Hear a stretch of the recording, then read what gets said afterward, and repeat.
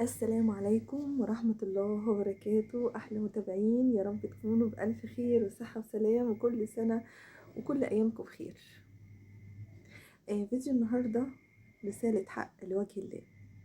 المطلقات المطلقات دول عالم ناجحة، رفضوا وكرهوا إن يعيشوا أنا هتكلم عن المطلقات من النساء، لأن الطلاق بيوجع قوي بالنسبة للست أكتر من الراجل. ليه؟ لأن هي اللي بتشيل المسؤولية وهي اللي بتشيل أولادها وهي اللي بتجاهد مع المجتمع لوحدها، راجل وست. أما الراجل بيبقى فاضي بقى، لا معاه عيل ولا اتنين، وبيروح يتزوج وبيبدأ حياة جديدة. لكن المطلقة هي المرأة اللي بتضيع حياتها عشان أولادها، والدولة ما كفلتش للمرأة إنها ممكن تتزوج زواج عرفي بإشهار مع احتفاظها بمعاش الأب أو الأم أو أي معاش أو دخل ليها. فبتعيش المطلقات بدون زواج. أكتر المطلقات بيقولوا خلاص نعيش بدون زواج لأولادنا، لأن بيخافوا يتزوجوا رسمي لقطع المعاش، وبيخافوا يتزوجوا عرفي للإشهار بيهم والسجن والمساءلة القانونية. فالحكومة دمرت المرأة في حالة الطلاق، وعملوا معاش بسيط للمطلقات اللي هو اللي بدون معاش خالص، اللي هم تكافلوا الكرامة اللي ب400 و300. إذا مين المقهورة في المجتمع؟ مش الرجل المطلق ولكن المرأة المطلقة. مين بقى هي المرأة المطلقة؟ هي المرأة الناجحة، هي المرأة الناجحة اللي رفضت إنها تعيش مع رجل فاشل، رفضت تعيش مع رجل فاشل. المرأة لما بتوصل لأقصى عطاء وبتلاقي مقابله جحود وضرب وإهانة وذلة وشح في الفلوس بتتطلق. هي دي تمام تمام، هي دي المرأة ايه اللي بتتطلق. عايزة اقول لكل زوجة لكل سيدة لسه ما اتطلقتش، احنا اكتر المطلقات عملوا اللي عليهم بزيادة ووصلوا لحالة الطلاق. ليه؟ لان الرجل المصري من طبيعته رجل ايه؟ نمرود. كل ما يمسك الست ويعرف يمسكها ما تزفلتش من ايده، تمام، بيبقى شاريها ومعظمها ومكبرها. يعني الست اللي تقول له بقول لك تعرف تجيب حقوقها منه، الست اللي بتعرف واقفه له على الواحده تفتش موبايله ترعبه كده، يحترمها والله العظيم ويقدرها. وانا مش بظلم الرجل، خشوا جوه نفسكم وقولوا الست دي بتقول صح.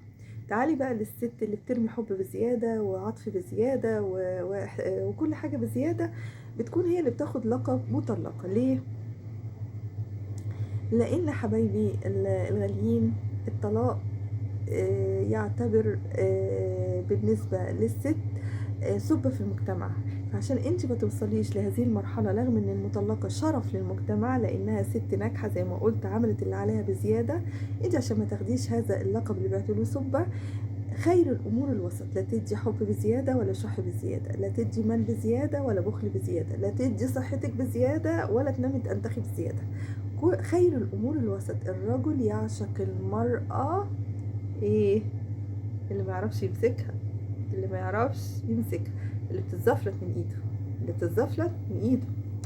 اسمعي مني، انا بقول كلام علمي مش كلام هبل، هبل خالص. انا خايفة عليكي. خير الامور ايه؟ حلوة الوسط. لا تبقي جحدة ولا ترمي حب بزيادة، لان ربنا قال في كل حاجة ناجحة خير الامور الوسط. والمطلقة اللي اتطلقت خلاص، انتي شرف المجتمع. المجتمع بيسبك، المجتمع بيسبك لان المجتمع ماشي بمبدأ غريب نفسي بستغربه. اعمل كل حاجة في الخفة بس تظهر قدام الناس انك ايه؟ انك ايه؟ اسعد الناس. يعني بصوا، ولعوا بعض من تحت الترابيزة بس قدام الناس حبوا بعض، وده مبدأ غلط طبعا.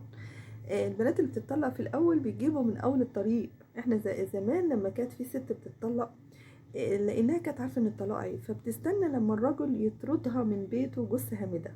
دلوقتي ما بقاش في كده، دلوقتي انا هنفد بجلدي قبل ما تدمرني خالص.